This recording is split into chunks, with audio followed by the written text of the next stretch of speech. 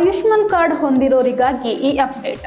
Ayushman card ಎಂಬುದು BPL ಮತ್ತು APL card ಹೊಂದಿರುವ ಕುಟುಂಬಗಳಿಗೆ ಉಚಿತ ಅಥವಾ ರಿಯಾಯಿತಿ ದರದಲ್ಲಿ ವೈದ್ಯಕೀಯ ಚಿಕಿತ್ಸೆ ನೀಡುವ ಸರ್ಕಾರದ ಒಂದು ಪ್ರಮುಖ ಆರೋಗ್ಯ ವಿಮಾ ಯೋಜನೆಯಾಗಿದೆ. ಇಲ್ಲಿಯವರೆಗೆ ಬಿಪಿಎಲ್ ಕಾರ್ಡ್ ಹೊಂದಿರುವ ಕುಟುಂಬಗಳಿಗೆ ಪ್ರತಿ ವರ್ಷಕ್ಕೆ 5 ಲಕ್ಷದವರೆಗೆ ಉಚಿತ ನಗದು ರಹಿತ ಚಿಕಿತ್ಸೆ ಸಿಗ್ತಾ ಇತ್ತು ಮತ್ತು ಎಪಿಎಲ್ ಕಾರ್ಡ್ ಹೊಂದಿರುವ ಕುಟುಂಬಗಳಿಗೆ ವರ್ಷಕ್ಕೆ 1.5 ಲಕ್ಷದವರೆಗೆ 30% ರಿಯಾಯಿತಿ ದರದಲ್ಲಿ ಸರ್ಕಾರಿ ಅಥವಾ ಖಾಸಗಿ ಆಸ್ಪತ್ರೆಗಳಲ್ಲಿ ಚಿಕಿತ್ಸೆ ಲಭ್ಯವಿತ್ತು. ಆದ್ರೆ ಇನ್ನು ಮುಂದೆ ಆಯುಷ್ಮಾನ್ ಕಾರ್ಡ್ ಹೊಂದಿರುವ ಎಪಿಎಲ್ ಕಾರ್ಡ್ದಾರರು ಕೂಡ ಉಚಿತ ವೈದ್ಯಕೀಯ ಚಿಕಿತ್ಸೆಯನ್ನು ಪಡೆಯಬಹುದಾಗಿದೆ.